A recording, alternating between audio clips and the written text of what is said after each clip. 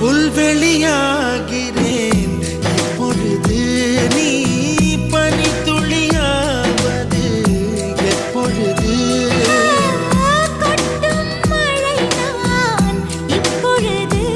உன் குடிநீராவது எப்பொழுது? கிணற்றில் சூரியன் இப்பொழுது உன் கிழக்கில் உதிப்பது எப்பொழுது?